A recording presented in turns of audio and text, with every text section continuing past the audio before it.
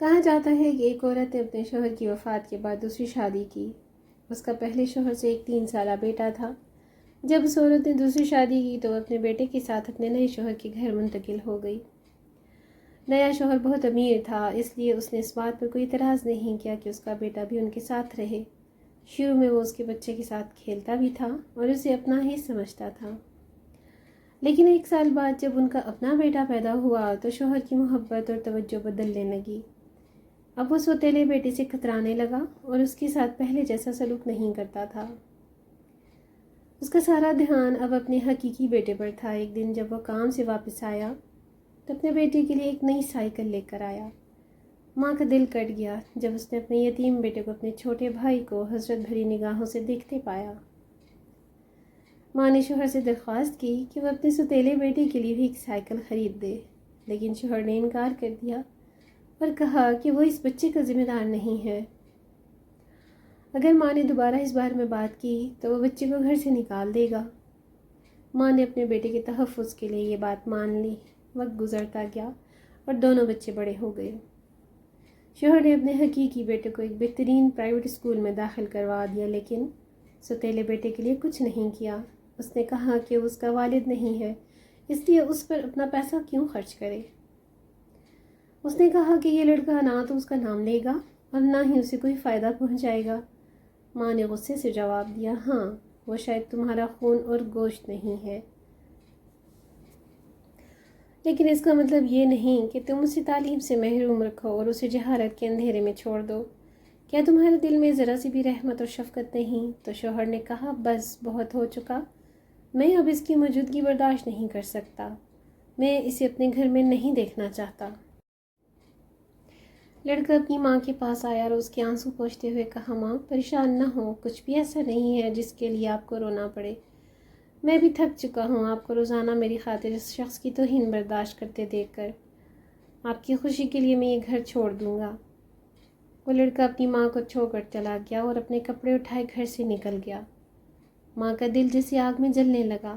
اس کے دماغ میں سوالات اٹھنے لگے کہ اس کا بیٹا کہاں جائے گا، کہاں رہے گا، کہاں کھائے گا، اور اگر وہ بیمار پڑ گیا تو کون اس کی دیکھ بھال کرے گا۔ ماں نے اپنے ہاتھ آسمان کی طرف اٹھائے اور دعا کی، اے اللہ، میں اپنے یتیم بیٹے کو تیرے سپرد کرتی ہوں، اس کی حفاظت فرما اور اسے محفوظ و سلامت واپس لے آ۔ جب شوہر واپس آیا تو اس نے دیکھا کہ بیوی خوش اور مطمئن نظر آ رہی ہے۔ اسے حیرت ہوئی کہ بیٹا گھر سے چلا گیا ہے اور پھر بھی بیوی خوش کیوں ہے۔ اس نے پوچھا، تم خوش کیوں ہو اور اپنے بیٹے کے جانے پر اداس کیوں نہیں ہو؟ تو بیوی نے مسکرا کر کہا، میں نے اپنے بیٹے کی حفاظت اس کے سپرد کر دی ہے جو اسے دیکھ بھال اور حفاظت کے قابل ہے۔ وہ جگر کبھی تھکتا نہیں اور کبھی نا امید نہیں ہوتا اور وہ بغیر کسی اجر کے سب کچھ کر سکتا ہے۔ شوہر نے حیرت سے پوچھا، وہ کون ہے؟ بیوی نے کہا، اللہ عز و جل۔ شوہر نے طنزیہ ہنسی کے ساتھ کہا، دنیا باہر رحم نہیں کرتی اور کوئی بھی بھوکے پہ ترس نہیں کھاتا، لگتا ہے تم نے اپنا دماغ کھو دیا ہے۔ وقت گزرتا گیا اور سالوں بعد ماں کا بیٹا ایک دن واپس آیا، اپنے ہاتھ میں ایک بچہ اور ساتھ ایک عورت کے ساتھ۔ اس نے اپنی ماں کو سلام کیا۔ ماں حیرت اور خوشی سے پوچھتی ہے، یہ عورت کون ہے اور یہ بچہ کس کا ہے؟ بیٹے نے جواب دیا، یہ میری بیوی ہے اور یہ میرا بیٹا ہے اماں۔ ماں نے پوچھا، تم نے یہ سب کچھ کیسے حاصل کیا جب تمہارے پاس پیسے نہ تھے اور نہ ہی کوئی پناہ؟ بیٹے نے کہا، سچ بتاؤں تو میں خود نہیں جانتا کہ زندگی نے مجھے کہاں پہنچا دیا۔ میں بے یار و مددگار تھا اور نہیں جانتا تھا کہ کہاں جاؤں۔ پھر میں ایک چھوٹے سے گاؤں کی مسجد میں پہنچا اور وہاں رات گزاری۔ دن میں کام کی تلاش کرتا اور رات کو مسجد میں سوتا تھا۔ امام مسجد کو اپنی کہانی سنائی اور ان سے مسجد میں سونے کی اجازت مانگی۔ انہوں نے اجازت دے دی اور ہر روز مجھے کھانا دیتے تھے۔ میں شام کو مسجد صاف کرتا تھا اور امام مجھے قرآن حفظ کروا دیا اور دین کی تعلیم دی۔ میں روزانہ مسجد کی لائبریری میں پڑھتا رہتا تھا۔ ایک دن امام بیمار پڑ گئے تو میں نے لوگوں کو نماز پڑھائی اور اسی دن سے میں لوگوں کا امام بن گیا۔ لوگ مجھے پسند کرنے لگے اور مجھ سے محبت کرنے لگے۔ انہوں نے میرے لیے ایک یتیم لڑکی سے شادی کا انتظام کیا۔ جس کے پاس صرف اس کی دادی تھی۔ میں نے شادی کی اور کچھ ہی عرصے بعد اس کی دادی کا انتقال ہو گیا۔ بیوی کو اس کی دادی کی وراثت سے زمین کا ایک ٹکڑا ملا، جسے میں نے کاشت کیا اور حالات بہتر ہو گئے۔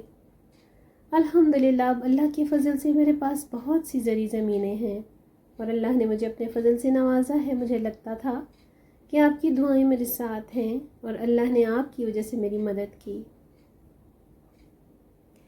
ماں خوشی سے رو پڑی اور جان گئی کہ اللہ نے اس کی دعائیں قبول کیں۔ اس نے اپنے پوتے کو گلے لگایا اور بیٹے نے ماں کے ہاتھ چومے، لیکن شوہر کو یقین نہیں ہو رہا تھا کہ ایک دن وہ لڑکا ایک کامیاب اور امیر شخص بن کر واپس آئے گا۔ سبحان اللہ، اللہ ہی رزاق ہے اور جسے چاہے بے حساب نوازتا ہے۔